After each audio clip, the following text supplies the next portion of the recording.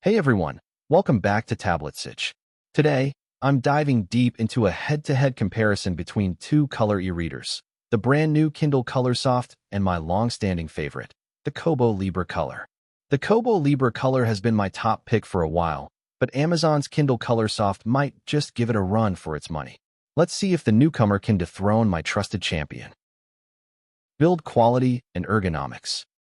Let's start with how these devices feel in the hand. The Kindle Colorsoft mimics that classic Kindle Paperwhite feel. It has a flush display, rounded edges, and a sleek black matte finish that feels good but can be a bit slippery at times. There are no dedicated page turn buttons here, which may not be a deal breaker, but I sure miss them when reading for hours. On the bright side, it's compact, and I can easily switch up my reading position without fuss. On the flip side, the Kobo Libra Colour offers a unique asymmetrical design and is slightly lighter at about 199.5 grams. Its included page turn buttons make flipping pages super convenient, no more smudging the screen. The eco-friendly plastic body is durable, and the power button is tucked on the back, so I don't accidentally hit it mid-read. When it comes to extended comfort and tactile usability, the Libra Colour has the edge. Display and color technology. Next, the heart of any e-reader, the display and color technology. The Kindle Colorsoft impresses with its 7-inch Kaleido 3 e-ink Carta 1300 display. Amazon added a custom oxide backplate and nitride LEDs that boost contrast and vibrancy. It even has a vivid mode to bring those comic panels and highlight colors to life, which the Libra Colour lacks. The front lighting on the Colorsoft is remarkably bright, up to 150 nits, and the clarity is top-notch. Page refreshes are smooth, ghosting is minimal, and colors pop more than on most other color e-readers. There's a tiny caveat. Some units show a slight yellow hue at the bottom. Now, the Kobo Libra Colour also offers a 7-inch Kaleido 3 display, but it's slightly different. E-ink Carta 1200 technology, with 4096 colors at 150 ppi for color content and a crisp 300 ppi for black and white text.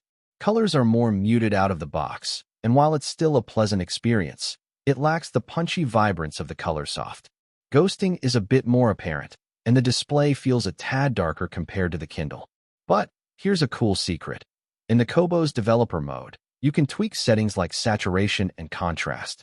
Turning on the G2 mode can really boost the Libra Colour's vibrancy, bringing it closer to the Kindle's level.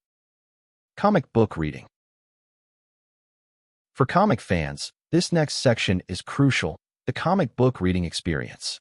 Kindle Colorsoft takes the lead here, hands down. Thanks to Amazon's Comixology integration, the reading experience is simply fantastic. The guided view features zooms and pans through panels smoothly, making the 7-inch screen come alive. There's an enormous library of comics through Comixology and Kindle Unlimited. Total heaven for comic lovers. The Kobo Libra Colour's experience is decent, but you don't get those advanced panel-by-panel features. You have to manually adjust the viewport, which can get tedious. It's not bad, just not as seamless and immersive as the Kindle's guided view. Note-taking and stylus support. Let's move on to note-taking and stylus support. If you love scribbling notes, highlighting text with a pen, or doodling in the margins, the Kobo Libra Colour shines. It supports an active stylus with good latency and pressure sensitivity, plus an eraser function.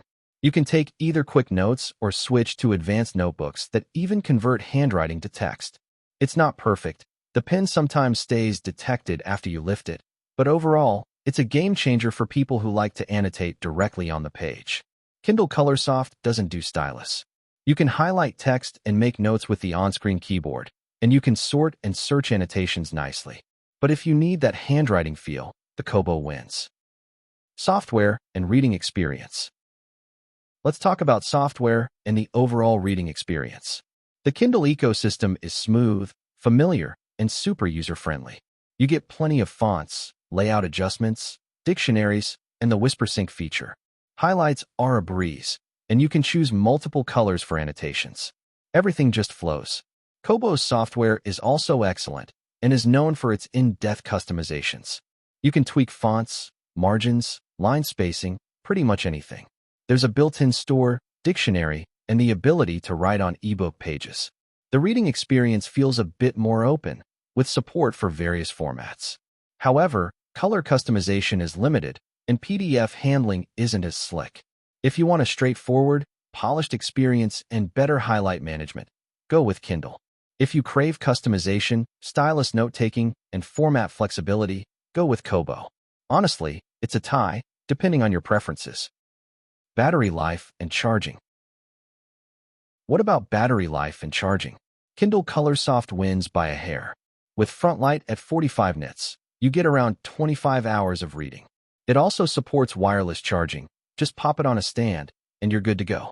Perfect for busy folks who don't want to fiddle with cables all the time. The Kobo Libra Colour gives you about 20 hours at around 50 nits. More than enough for daily use, but no wireless charging option. Still good, just not as convenient as the Kindle. Additional features. Both devices support audiobooks via Bluetooth. They're both waterproof, so reading by the pool or in the tub is stress-free. Kobo shows off by offering reading statistics, badges, and the ability to customize your standby screen. Kindle, on the other hand, has a huge ecosystem and reliable third-party integrations like Goodreads. It's a matter of what extras matter most to you. Final verdict. So what's my final verdict?